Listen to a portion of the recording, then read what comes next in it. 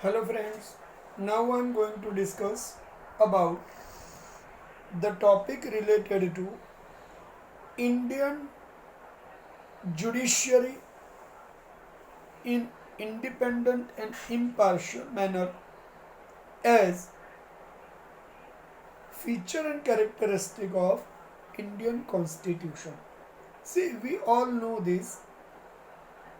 Our judicial system is completely impartial and independent from control of executive and legislature. Means neither any judge in Supreme Court and High Court is being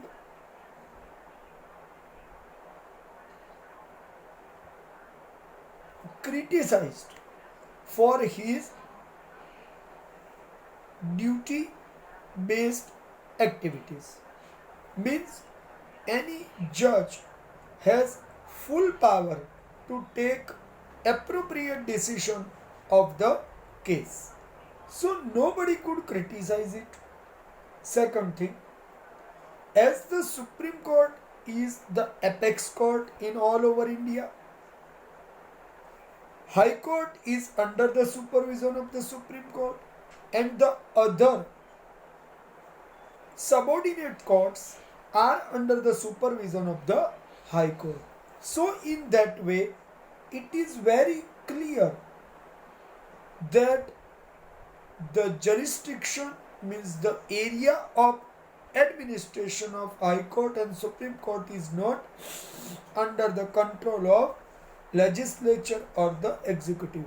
Only executive has power about suggesting names for the post of different judges in Supreme Court and High Court. Otherwise, executive has no power to control the judges. So it is called that our judiciary means the courts, and the sitting persons in the courts are the judges. They are independent and impartial. Now you think, if they are not being given power and if they are being brought in control of the executive or legislature, then what do you think? Are they able to give fearless judgments? No, they are unable to do if they are under control. So, the Supreme Court is being appointed as the apex court, and every judge is free from taking appropriate decision according to the situation.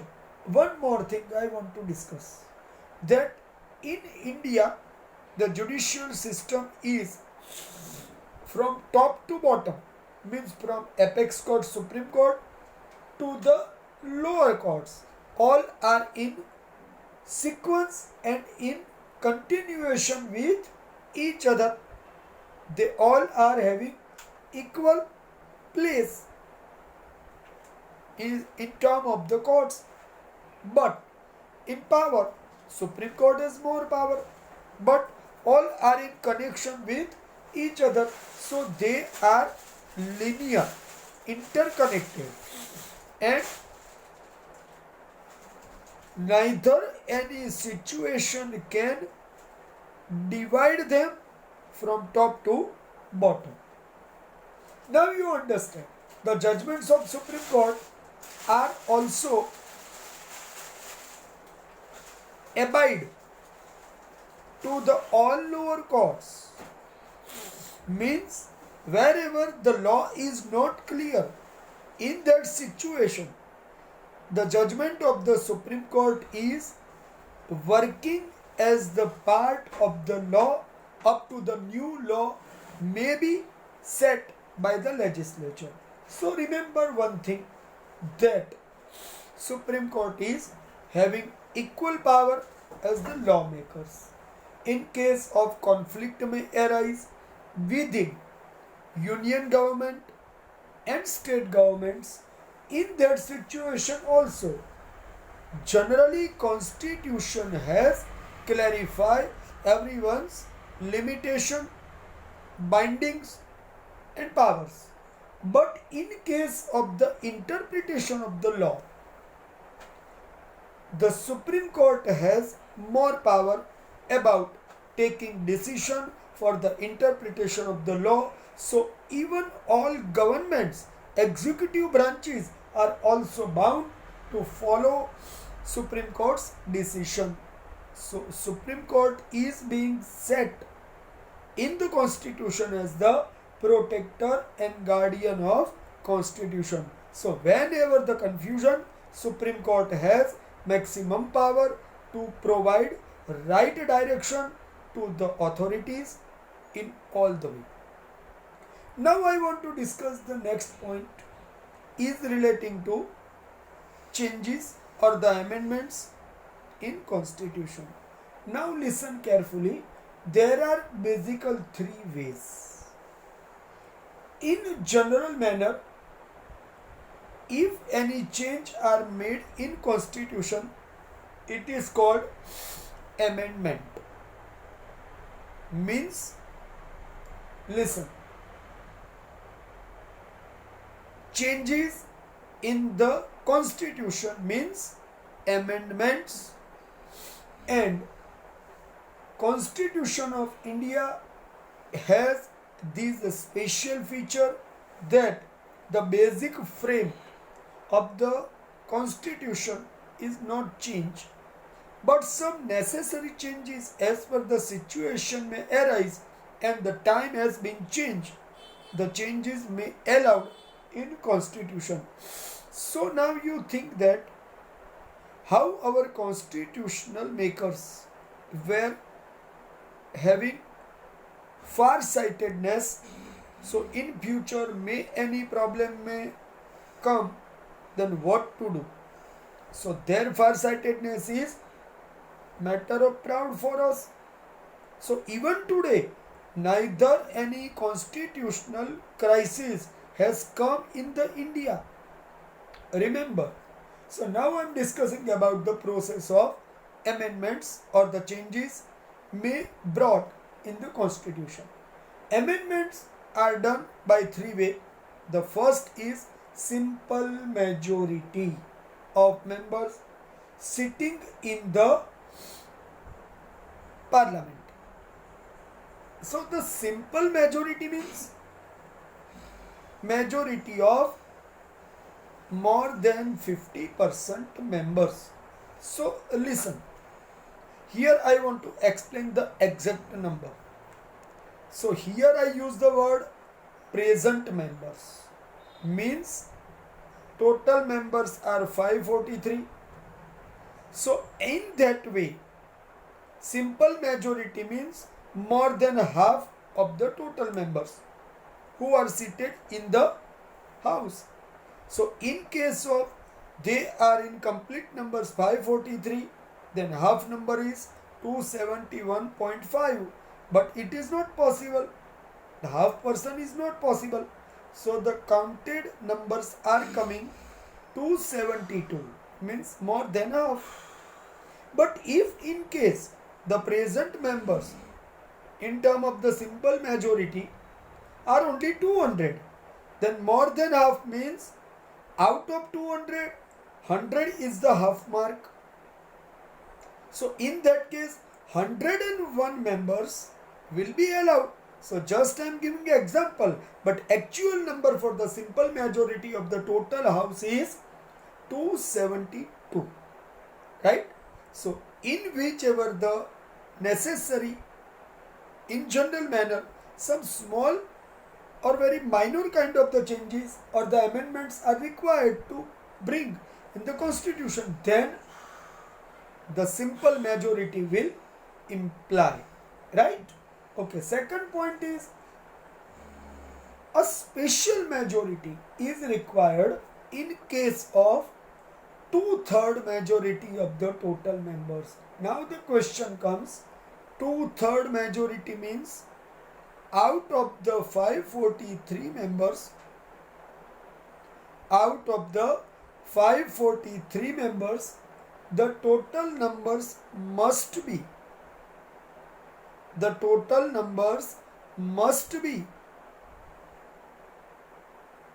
more than, the total numbers must be more than 272, and it should be expected to be 260 plus, 280 plus.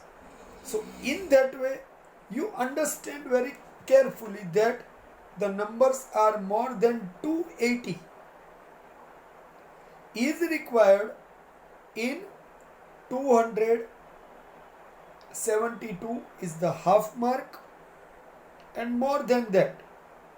So we can calculate that out of the 543, divide by 3 is being calculated as maybe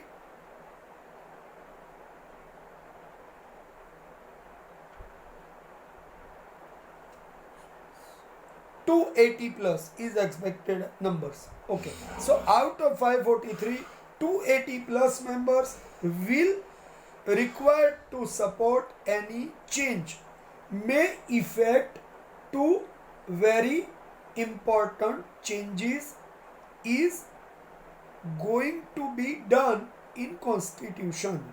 So remember, such changes are important but should not harm to the frame or the main goals, objectives of constitution. Remember it is. Okay.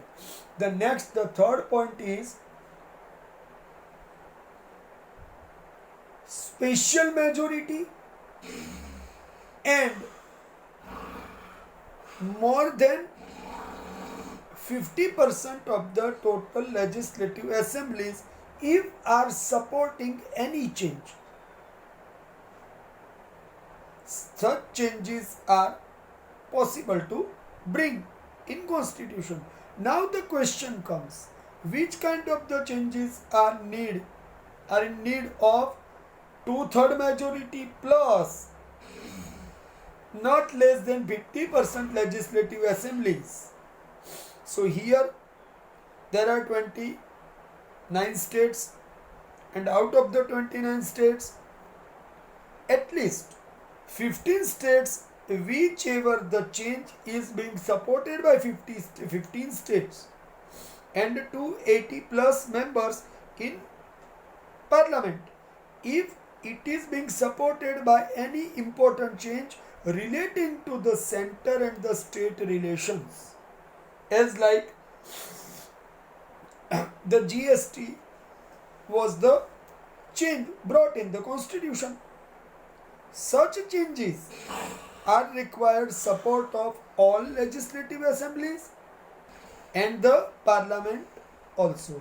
So such changes were brought by our government in the third way, the special majority plus not less than 50% assemblies needed to support. So such way the amendments could be brought in our constitution, right my friends? So now I again repeat the explanation of three changes: simple majority, special majority, and special majority with not less than 50% assembly support. Some amendments could be brought in Constitution of India. Now I want to discuss something more. If any situation may arise that the judgment has been given by the Supreme Court, as I told earlier, that the structure of constitution should not be harmed by any change or by any law. So the basic structure of constitution must require to remain as it is,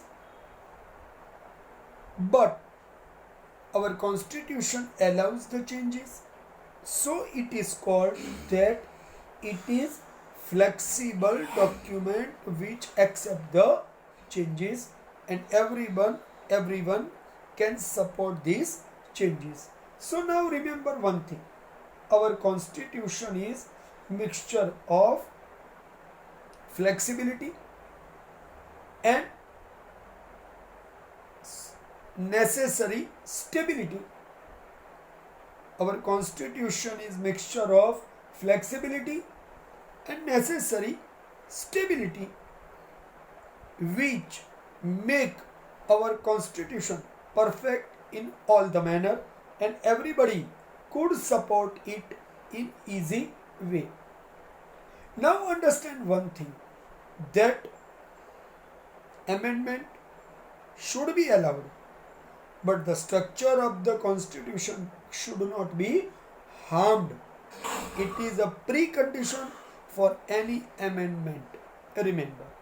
Okay, now we are moving to the next point of our characteristics is universal adult suffrage. We have earlier studied about this. Now I want to discuss one thing. Adult suffrage means by age of 18 years and above, a person is having the right to vote. A person is having the right to vote. It is called adult suffrage, right? So remember that our constitution has given equal right to vote to every person who is in age of 18 years and above. Whichever the place, wherever every citizen have right to cast the vote, they can cast the vote. Maybe election in Lok Sabha, maybe election in Legislative Assembly means Vidhan Sabha, maybe election in municipal corporations, maybe election in panchayats. So it is very clear that neither any discrimination is allowed, neither any discrimination is allowed for making any kind of the change, right? Neither any discrimination is allowed for making any kind of the change regarding the voting, and it is fixed and clearly stated that without any discrimination every person has right to vote, right? So education, property, caste, gender and economic standards should not be reason for discrimination in human rights and basic right to vote, as given powers to all citizens of India. Now we are moving to the next point of secularism. See, this is an important part of the characteristics. We have earlier studied the secularism means the constitution has given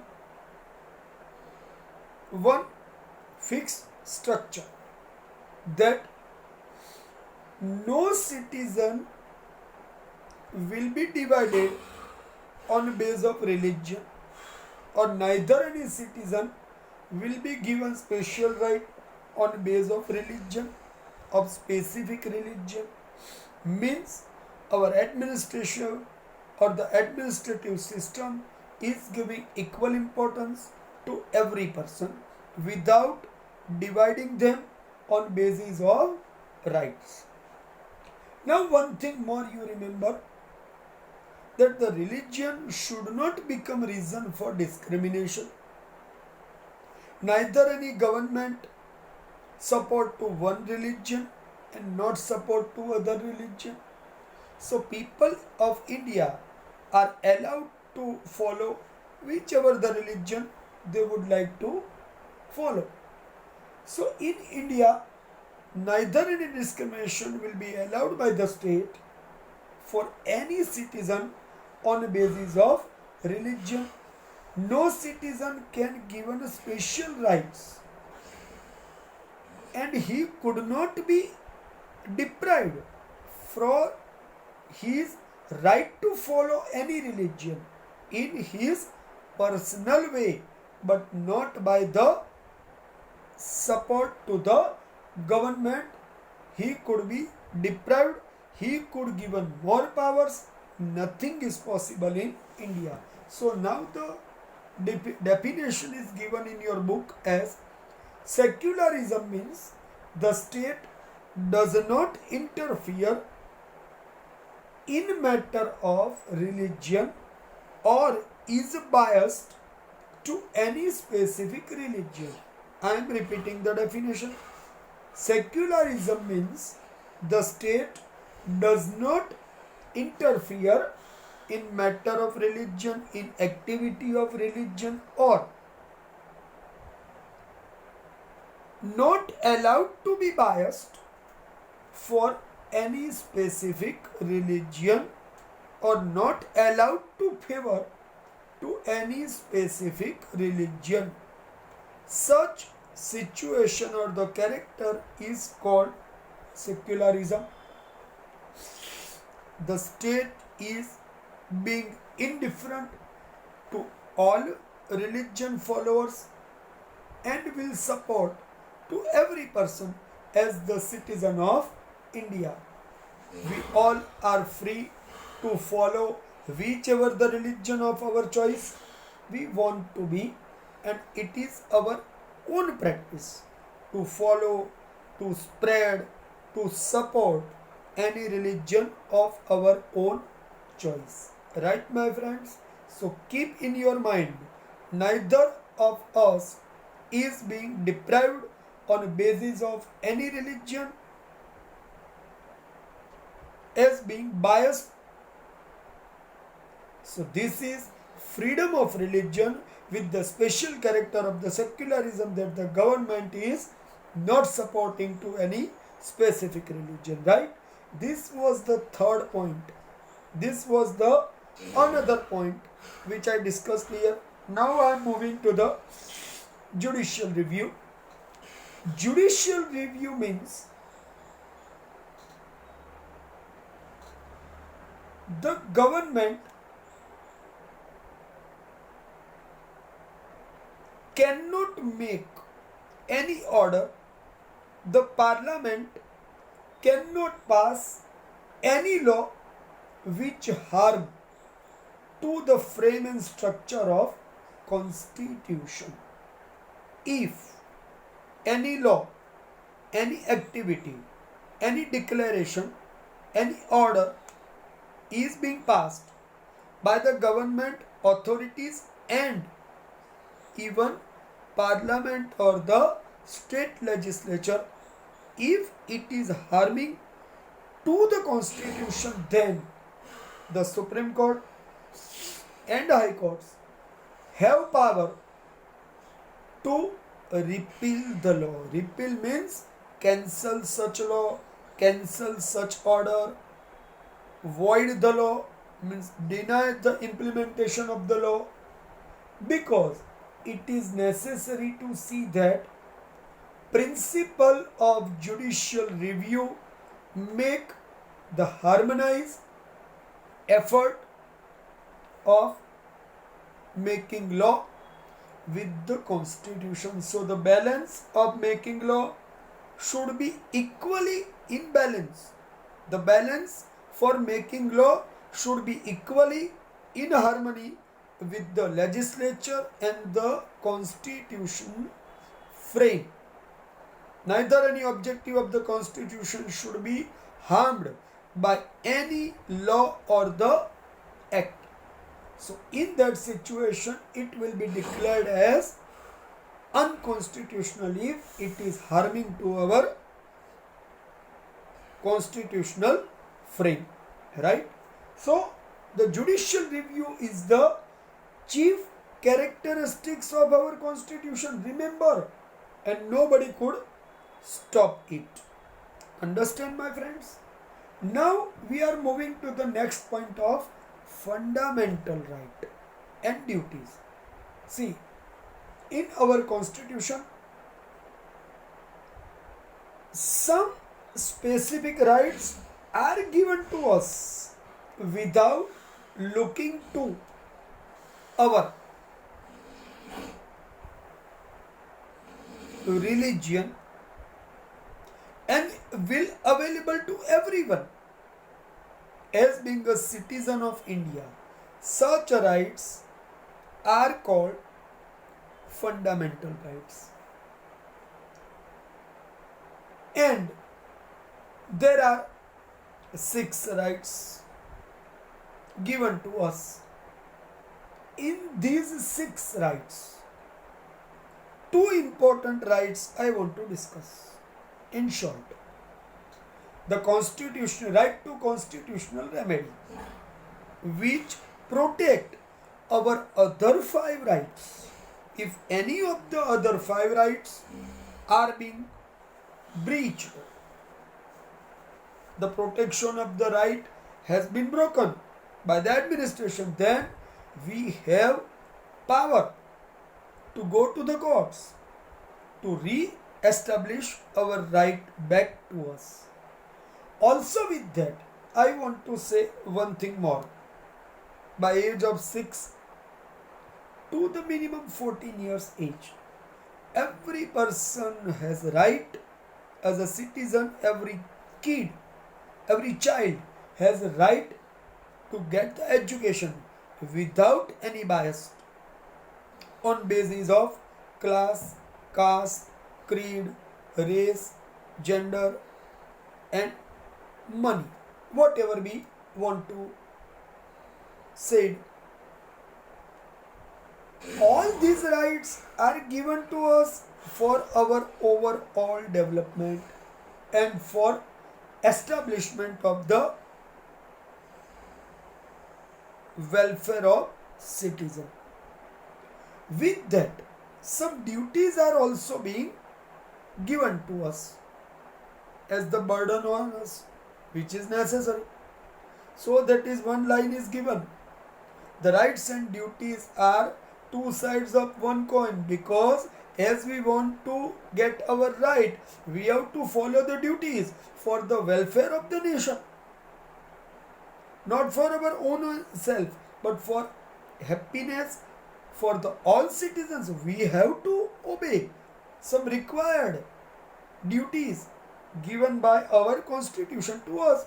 So these fundamental rights and duties are given in our constitution. Also with that, one more point is discussed here as the character directive principles of state policy.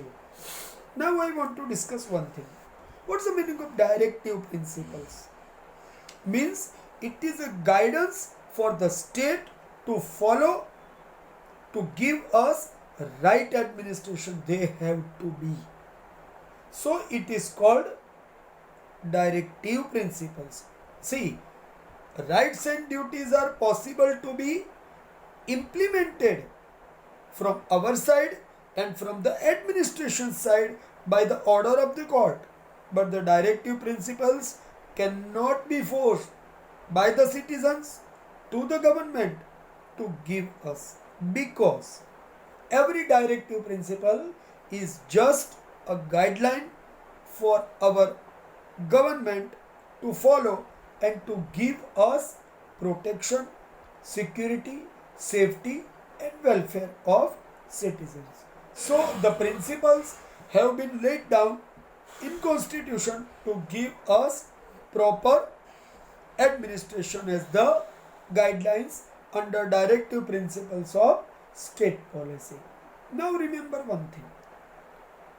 The special characteristics of our constitution is provision for the backward section and tribals.